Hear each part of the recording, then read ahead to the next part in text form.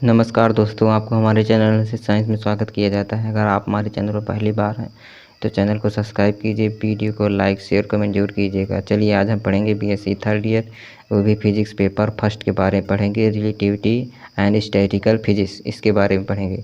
इसके पहले मैं आपको बता दें कि बीएससी सेकेंड ईयर के हमने वीडियो बनाया था मोस्ट इम्पॉर्टेंट क्वेश्चन का। अगर आप उसको देखना चाहते हैं तो इस वीडियो के डिस्क्रिप्शन में लिंक दिया है, आप वहाँ से देख सकते हैं, या डिस्क्रिप्शन में टेलीग्राम लिंक दिया है, आप वहाँ ज्वाइन करेंगे, वहाँ से आपको सारे के सारे वीडियो आप वहीं से देख सकते हैं। चलिए वीडियो को शुरू करते हैं। यहाँ पर टाइम दिया गया है 3 घंटे का, मैक्सिमम मार्क 50 अंकों का। चलिए नोट में दिया गया है this question paper is divided into 3 section A B and C. यहाँ पर कह रहा है कि यह क्वेश्चन पेपर जो है वह 3 सेक्शन में डिवाइड है, section A, section B, section C. Follow instruction given each question. यहाँ पर section A B and C are of यहाँ पर दिया गया है 16, 10 एंड 24 मार्क्स रिस्पेक्टिवली दिया गया है। सेक्शन ए में आपको 16 मार्क्स मिलेंगे, सेक्शन बी में आपको 10 मार्क्स मिलेंगे और सेक्शन सी में आपको 25 मार्क्स मिलेंगे। The candidates are required to answer worldly in serial order में, कह रहा है सीरियल आर्डर में यहाँ पर लिखना है, अर्थात section A, section B, section C से लिखना है आपको। If there are many of parts of question answer them in continuation दिए गए। चलिए यहाँ पर क्वेश्चन को शुरू करते हैं। Section a very short answer type question. Section A में क्या दिया गया है नोट में देख लेते हैं। Section is contains 8 questions of 2 marks each that यहाँ पर ऑल क्वेश्चंस एंड कंपलसरी, अर्थात सेक्शन ए में जो है 8 क्वेश्चन दिए गए हैं और इनमें से एक क्वेश्चन सॉल्व करेंगे 2 मार्क्स मिलेगा, और ऑल क्वेश्चन एंड कंपलसरी अर्थात सभी क्वेश्चन को ही सॉल्व करना है। इसमें इसी के सारे क्वेश्चन करने हैं सेक्शन ए में। चलिए यहाँ पर से सिलेबस के अकॉर्डिंग यहाँ क्वेश्चन है। इसमें से पहला क्वेश्चन है what is basic difference between inertial and non inertial frame of reference. यहाँ पर कह रहा है बेसिक डिफरेंस लिखिए, अर्थात जड़त्वीय और अजड़त्वीय संदर्भ में फ्रेम में मूलभूत अंतर क्या है, इसके बारे में लिखना है। और बेसिक डिफरेंस अंतर लिखना है, अर्थात इनर्शियल और non inertial frame of reference में अंतर लिखना है इसका। दूसरा है what is length of contraction होगा, यहाँ पर लेंथ कंट्रैक्शन दिया गया। लंबाई संकुचन क्या है, यह क्वेश्चन बहुत इंपॉर्टेंट क्वेश्चन है। यहाँ पहला और दूसरा दोनों क्वेश्चन बहुत इंपॉर्टेंट है, बहुत बार पेपर पूछा गया लेंथ ऑफ कंट्रैक्शन। चलिए तीसरा पढ़ते हैं। What do you mean by the accessible micro states, what do you mean bye accessible micro states of system, इसके बारे में पढ़ रही है। किसी निकाय में अतिसूक्ष्म अवस्था, किसी निकाय में अतिसूक्ष्म अवस्था के प्रवेश योग्य का क्या अर्थ है, इसके बारे में यहाँ पर लिखना है।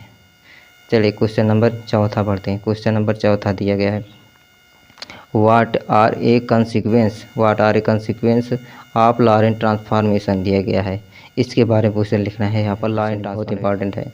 यहाँ 5वां क्वेश्चन दिया गया है explain the concept of face space, explain करना है कंसेप्ट ऑफ फेस स्पेस की, यहाँ पर डिफिनीशन करनी है, इसके बारे में एक्सप्लेन करना है और एग्जाम्पल भी आप देंगे यहाँ पर। और यहाँ पर चलिए 6वां क्वेश्चन देखते हैं। 6वां क्वेश्चन है what do you mean bye Fermi energy, what do you mean bye Fermi energy, Fermi energy का क्या मतलब है, इसके बारे में आपको यहाँ पर लिखना है। उसके बाद 7वां question what do you mean by the term of ensembles दिया गया। What do you mean by the terms ensemble के बारे में लिखना है। चलिए यहाँ पर 8वां क्वेश्चन पढ़ते हैं। 8वां दिया गया find the probability that the tossing coin of 12 time, ये टॉस किया जाता है 12 टाइम बी गेट, यहाँ पर 4 हेड प्राप्त होता है और 8 टेल प्राप्त होता है 10, तब इसकी प्रायिकता क्या होगी। यह क्वेश्चन न्यूमेरिकल के लिए है, इसे सॉल्व करना होगा। प्रोबेबिलिटी के क्वेश्चन तो बहुत ही आते हैं, और प्रोबेबिलिटी में तो बता दें आपको यहाँ पर थार्मो प्रोबेबिलिटी भी बारे में बहुत ही पूछता है क्वेश्चन में, उसको भी पढ़ लीजिएगा। यहाँ पर सेक्शन 1 समाप्त हो गया। सेक्शन बी पढ़ते हैं। सेक्शन बी है शॉर्ट आंसर टाइप क्वेश्चन, यहाँ पर short answer type question section B में। चलिए यहाँ पर नोट में पढ़ते हैं, हमें क्या दिया है। नोट में दिया गया है attempt any 2 out of 4 questions, यहाँ पर 4 क्वेश्चन दिए हैं जिनमें से आपको 2 ही क्वेश्चन अटेम्प्ट करने हैं, और ईच क्वेश्चन दिया गया carries 5 marks, each question carries 5 marks दिया गया। प्रत्येक क्वेश्चन को सॉल्व करेंगे तो इसमें से 5 मार्क्स आपको मिलेंगे, 5 नंबर आपको एक क्वेश्चन सॉल्व करने पर 5 नंबर आपको मिलेंगे। और यहाँ पर word limit of each question ये 300 वर्ड दिया गया। वर्ड लिमिट अर्थात शब्द सीमा जो है यहाँ पर 300 शब्दों की है, अर्थात एक क्वेश्चन को आप 300 शब्दों में करेंगे, आंसर देंगे उसका। चलिए क्वेश्चन नंबर 2 पढ़ते हैं इसमें का। So that the law of conservation of energy, पहला है so that the law of conservation of energy is invariant to Galilean transformation, इसके बारे में यहाँ पर लिखना है। यह क्वेश्चन बहुत इंपॉर्टेंट क्वेश्चन है कि so that the law of conservation of energy is invariant होता है to Galilean transformation. Galilean transformation बहुत ही बार पूछा जाता है क्वेश्चन, इसको भी लगा लिएगा। चलिए यहाँ पर पढ़ते हैं हिंदी में। इसके क्या है, दर्शाइए कि ऊर्जा संरक्षण का नियम, दर्शाइए कि ऊर्जा संरक्षण का नियम गैलीली परिवर्तन में अपरिवर्तित रहता है। इसके बारे में आपको करना है। इनवेरिएंट रहता है, अपरिवर्तित रहता है। चलिए तीसरा दिया गया है यहाँ पर, prove that the X dash square plus Y dash square plus Z square equal to C square T dash square is invariant होता है अंडर टू लॉरेंट ट्रांसफॉर्मेशन। यह क्वेश्चन भी बहुत इंपॉर्टेंट क्वेश्चन है। यह भी पहले ही यूनिट का, यह है न्यूमेरिकल है। यहाँ पर पहले यूनिट का न्यूमेरिकल, लॉरेंट ट्रांसफॉर्मेशन का है, न्यूमेरिकल है यहाँ पर। यह क्वेश्चन एग्जाम्पल में ही है, लेकिन यह क्वेश्चन बहुत इंपॉर्टेंट क्वेश्चन, बहुत ही बार पेपर पूछा गया है। चलिए हमें देखिए, सिद्ध कीजिए लॉरेंट क्वाड्रेंट के अंतर्गत निम्न फलन जो है डॉट डॉट अपरिवर्तित रहता है। इसके बारे में यहाँ पर तीसरा करना है। चलिए चौथा क्वेश्चन पढ़ते हैं।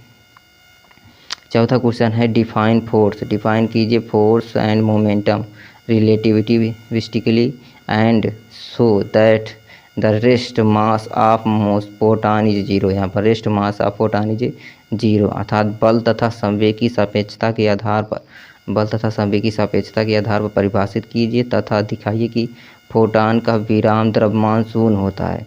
अर्थात फोटॉन का जो विराम द्रव्यमान होता है वह शून्य होता है। इसके बारे में आपको लिखना है और फोर्स और मोमेंटम की डिफरेंशिएशन भी देखनी है रिलेटिविस्टिकली में। चलिए यहाँ पर पांचवा क्वेश्चन पढ़ते हैं। पांचवा क्वेश्चन दिया गया है, डिफाइन कीजिए प्रोबेबिलिटी डिस्ट्रीब्यूशन फंक्शन। डिफाइन करना है कि प्रोबेबिलिटी डिस्ट्रीब्यूशन फंक्शन क्या है।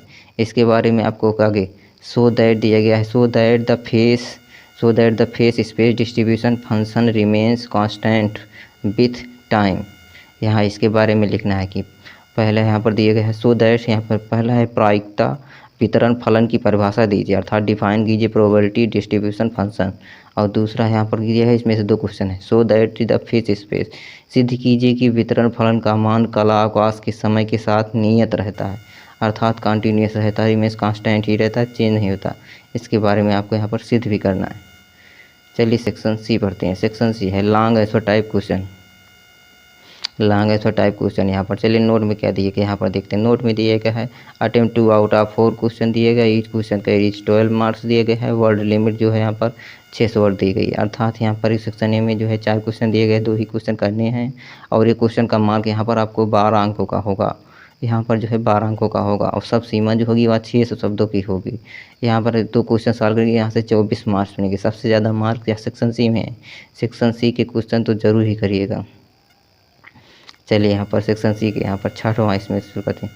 6वां है डिस्क्राइब कीजिए माइकलसन मोरले एक्सपेरिमेंट। यहाँ पर डिस्क्राइब करना है कि माइकलसन मोरले एक्सपेरिमेंट क्या है, इसके बारे में डिस्क्राइब करना है। एंड डिस्कस करना है the various interpretation given the negative result obtain in experiment में। यहाँ पर निगेटिव रिजल्ट जो देता है उसके बारे में यहाँ पर एक्सपेरिमेंट भी करना है। अर्थात यहाँ पर दिया गया है माइकलसन मोरले प्रयोग का वर्णन भी कीजिए तथा इस प्रयोग में जो नकारात्मक फल प्राप्त होता है, निगेटिव रिजल्ट जो प्राप्त होता है, जो उस पर जो विभिन्न मत प्राप्त हो उसका वर्णन भी कीजिए। इसके बारे में हिंदी में भी है। चलिए यहाँ पर 7वां क्वेश्चन पढ़ते हैं। 7वां क्वेश्चन दिया गया है डिराइव कीजिए Bose Einstein quantum statistical distribution law. यह क्वेश्चन बहुत ही बड़े क्वेश्चन है कि डिराइव कीजिए Bose Einstein quantum statistical distribution law. इसके बारे में आपको डिस्क्राइब करना है। उसके बाद use this law deduce Planck radiation law भी यहाँ पर दिस लॉ इज डिड्यूस करना है कि प्लैंक रेडिएशन लॉ, अर्थात बोस आइंस्टीन का क्वांटम सांख्यिकी वितरण का नियम लिखिए और इस नियम का प्रयोग करके प्लैंक के विवरण नियम का भी निगमन भी करना है इसमें से। यह 7वां क्वेश्चन बहुत इंपॉर्टेंट क्वेश्चन। चलिए 8वां क्वेश्चन पढ़ते हैं। 8वां क्वेश्चन दिया गया यहाँ पर so that the energy of one dimensional harmonic oscillator whose position coordinate X हो and momentum is P X हो, तो ई इक्वल टू क्या हो जाता है P X square upon 2m plus 1/2 K x square. इसी को दिखाना है यहाँ पर, इसे सॉल्व करना है। यहाँ पर इसे दिखाना है कि यही ई इक्वल टू इतना होता है यहाँ पर।